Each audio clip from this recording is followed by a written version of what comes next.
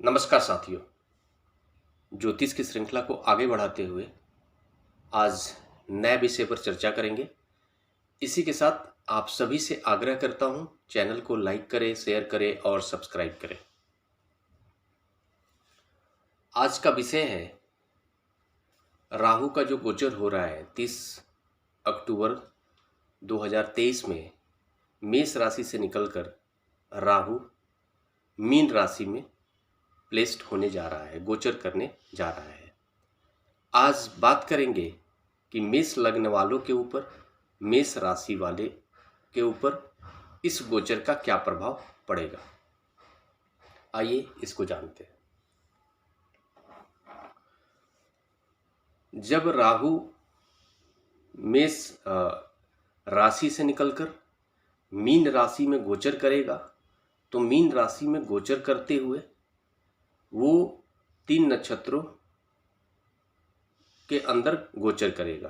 पहला वो नक्षत्र होगा पूर्वा भाद्रपद नक्षत्र, दूसरा नक्षत्र होगा उत्तरा भाद्रपद नक्षत्र और तीसरा नक्षत्र होगा रेवती नक्षत्र।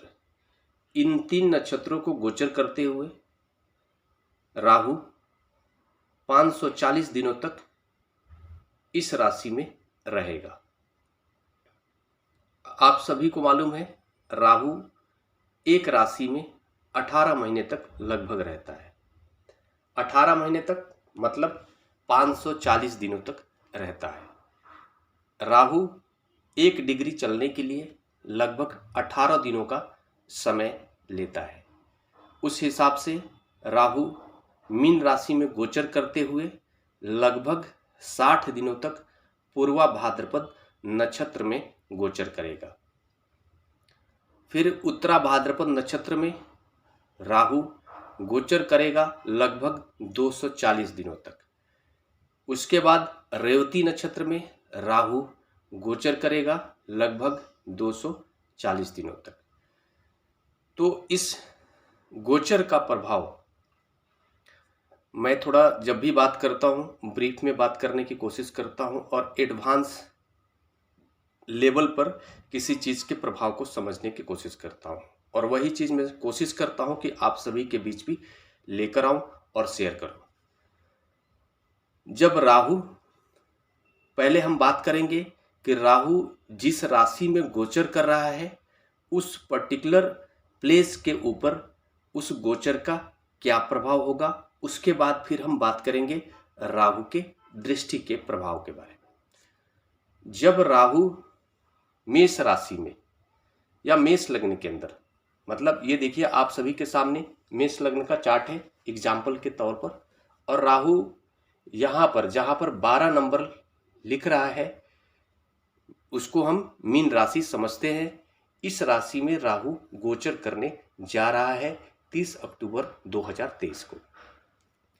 जब इस राशि में राहु गोचर करेगा तो पहले 60 दिनों तक राहु पूर्वा भाद्रपद नक्षत्र में गोचर करते हुए पहले गुरु को प्रभावित करेगा। और ऐसे भी यहाँ पर जो मीन राशि है, मीन राशि के स्वामी ग्रह होते हैं गुरु, तो यहाँ पर गुरु को प्रभावित करेगा।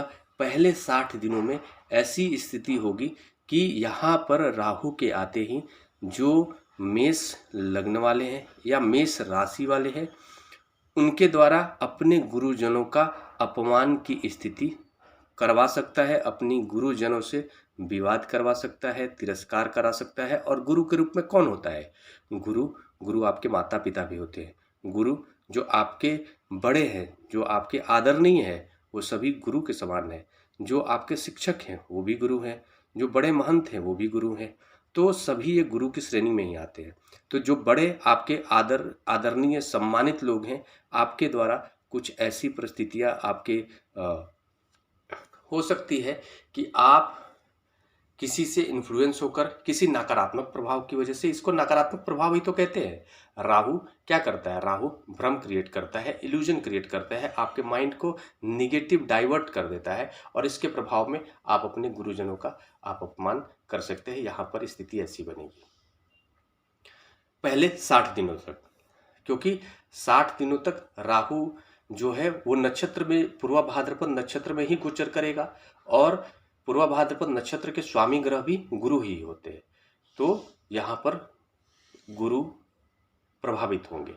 अगला जो 240 दिनों का जो वक्त होगा, नेक्स्ट जो 240 दिनों तक राहु जब उत्तरा भाद्रपद नक्षत्र में गोचर करेगा मीन राशि में 240 दिनों तक, तो उस पीरियड में फिर राहु गुरु को प्रभावित करेगा, साथ में शनि को भी प्रभावित कर देगा। तो जब शनि को प्रभावित करेगा यहाँ पर इस पीरियड में, तो राहु के प्रभाव की वजह से शनि प्रभावित होंगे। इसका मतलब क्या है, शनि जब प्रभावित होंगे तो राहु करता क्या है, जिस ग्रह को प्रभाव करना होता है उसके प्रभाव में और प्रबलता बढ़ा देता है।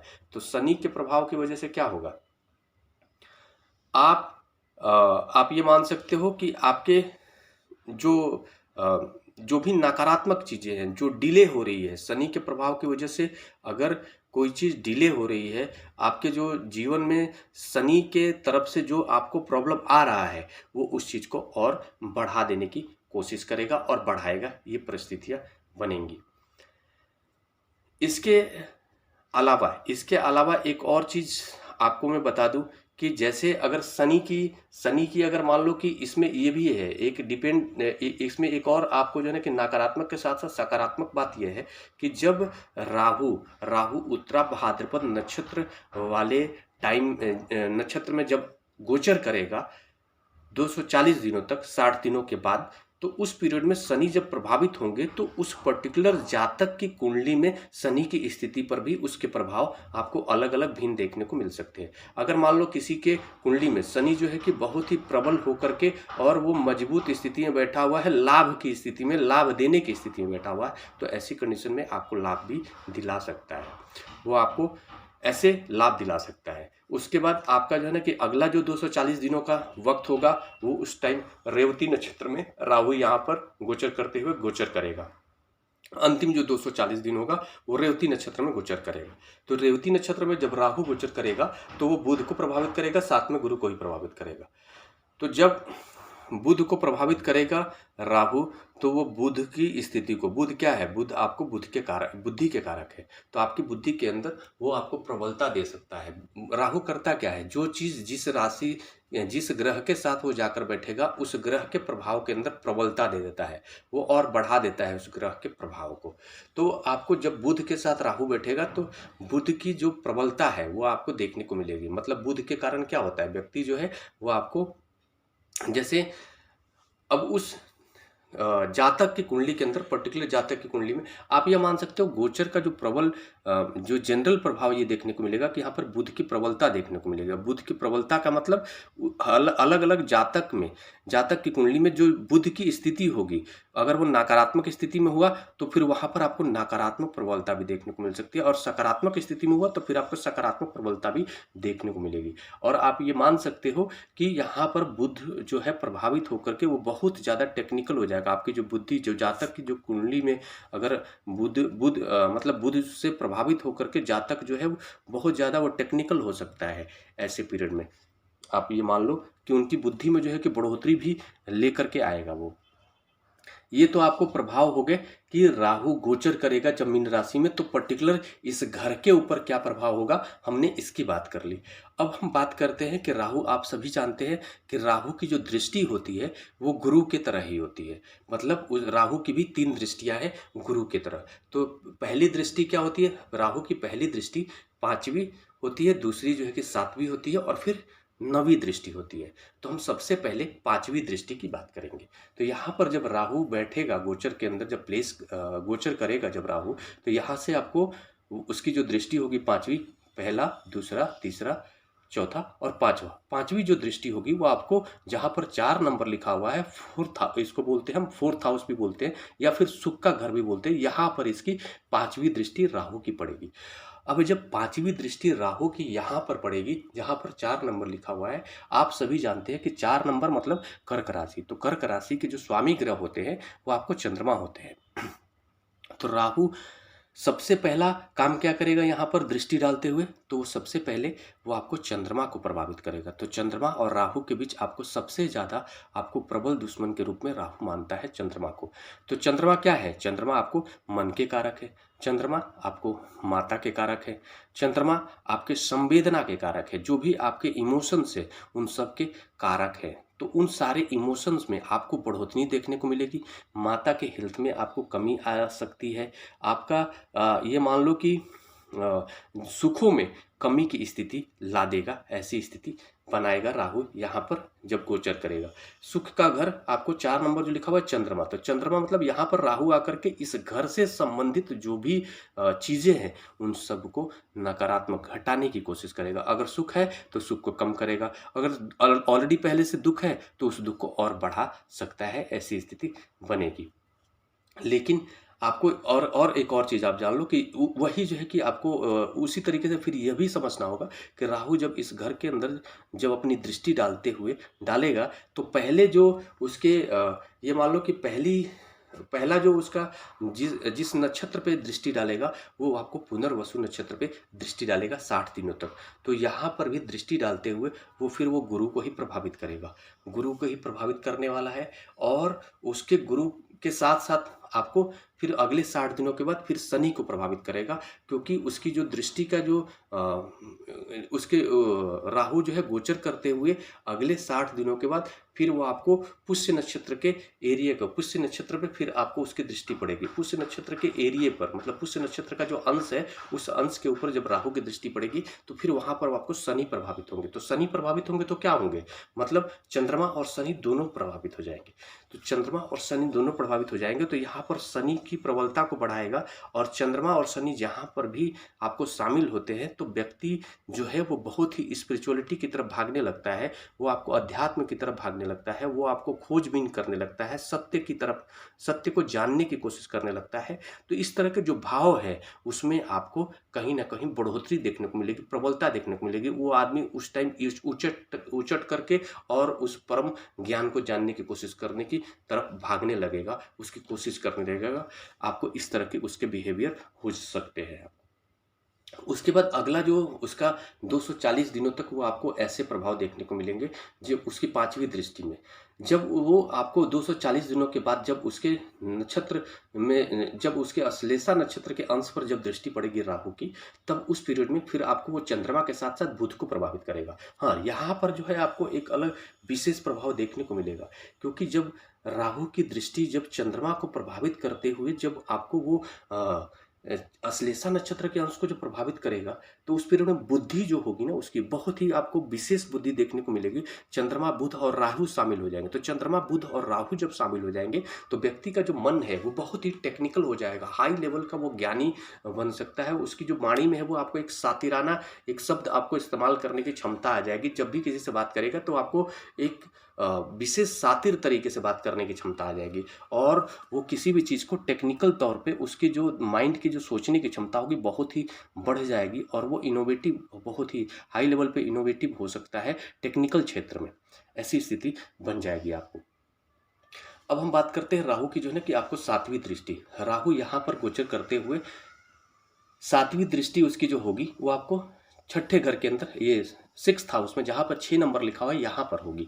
तो राहु की यहाँ पर जब दृष्टि होगी तो राहु किसको प्रभावित करेगा, यहाँ पर भी आपको कन्या राशि के अंदर उसकी दृष्टि हो रही है 6ठे घर के अंदर।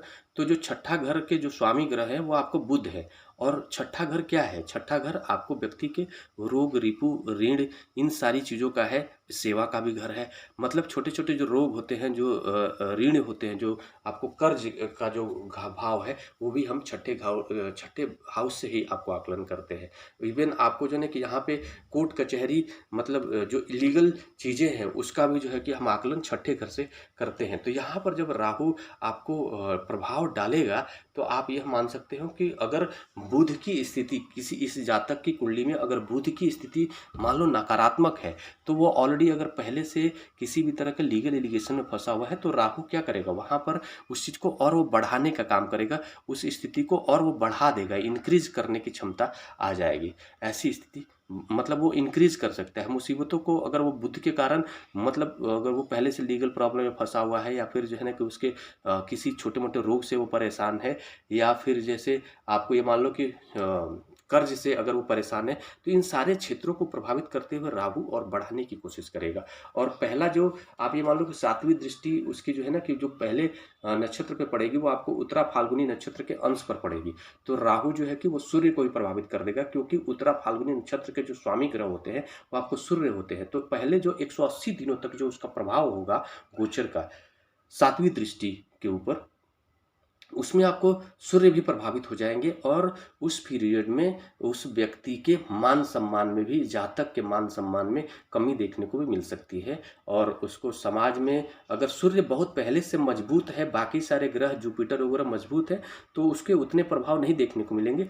लेकिन फिर भी जो है ना कि आपको ऐसे मतलब पहले से अगर चीज़ें जो है बेहतर जो थी उसमें कहीं ना कहीं थोड़ी सी कमी जरूर ला देगा।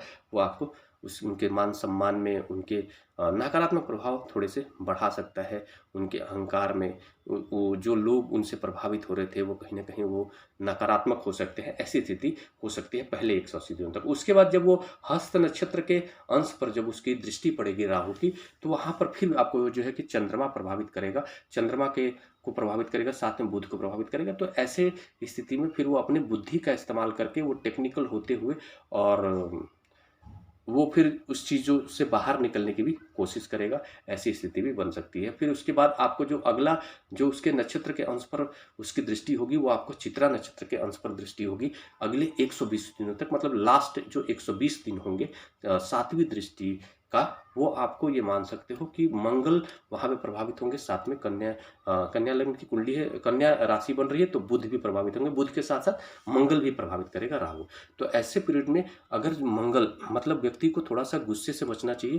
वो आपकी जो है उत्तेजना को बढ़ा सकता है, आपके गुस्से को बढ़ा सकता है। ऐसी स्थिति बन सकती है। इससे आपको बचने की आवश्यकता है, अपने धैर्य पर काबू रखने की आवश्यकता है। और ये सारे जो नकारात्मक प्रभाव है, मैं इसके बारे में यही कहना चाहता हूँ कि जिस किसी भी अगर मेष राशि वाले जो लोग हैं या मेष लगने वाले जो लोग हैं, उनको इस राहु के गोचर से बचने के लिए जरूर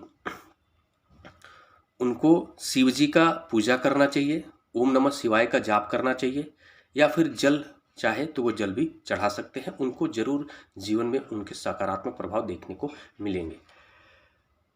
जब राहु की 9वीं दृष्टि की अगर बात करें, तो राहु की जो 9वीं दृष्टि है वो आपको 8वें घर पे पड़ेगी, जहां पर 8 नंबर लिखा हुआ है।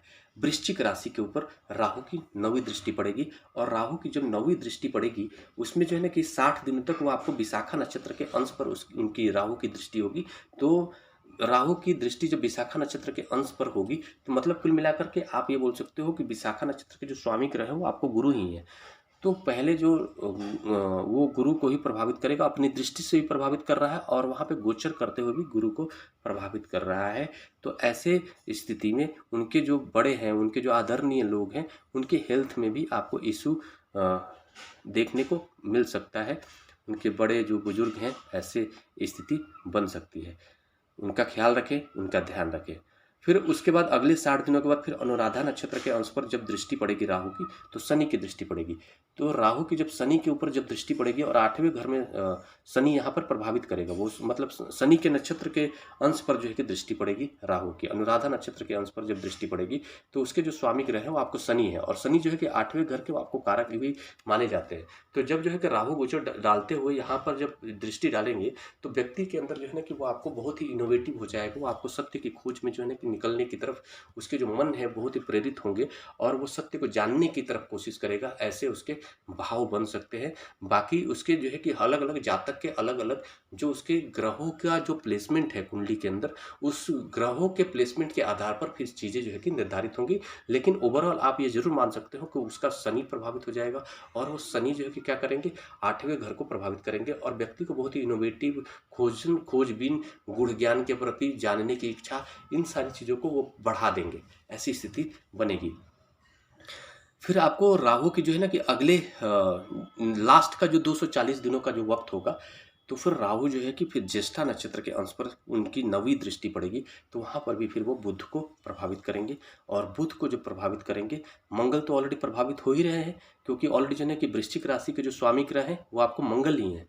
तो ओवरऑल जो 9वीं दृष्टि पड़ रही है राहु की, वो भी ठीक नहीं कह सकते, क्योंकि रोगों को बढ़ाने की स्थिति हो सकती है। उनको अपने गुरुजनों का ध्यान रखना चाहिए, अपने ये मान सकते हो कि उनको गुरुजनों का ध्यान रखना चाहिए, अपने बड़ों का ध्यान रखना चाहिए, अपने बुजुर्गों का ध्यान रखना चाहिए, अपने बुद्धि के ऊपर बुद्धि का यहाँ पर है ना कि अगला जो 240 दिन है वो थोड़ा सा सकारात्मक देख सकते हैं हम, क्योंकि जब राहु जो है कि बुध के नक्षत्र पर जब उसकी दृष्टि पड़ेगी तो बुद्धि से उन सारी चीज़ों से वो निकलने की कोशिश करेगा, और उसमें कहीं ना कहीं ईश्वर की कृपा से वो उसमें सक्षम भी होगा और इन सारे परिस्थितियों से वो निकल भी जाएगा जो अगला 240 दिन है, क्योंकि उसमें बुद्ध के जो ज्ञान है उसका वो आपको बुद्ध कहीं ना कहीं मदद करेंगे और उनके प्रभाव आपको देखने को मिलेंगे। अपनी बुद्धि का उपयोग करके उससे निकल जाएगा।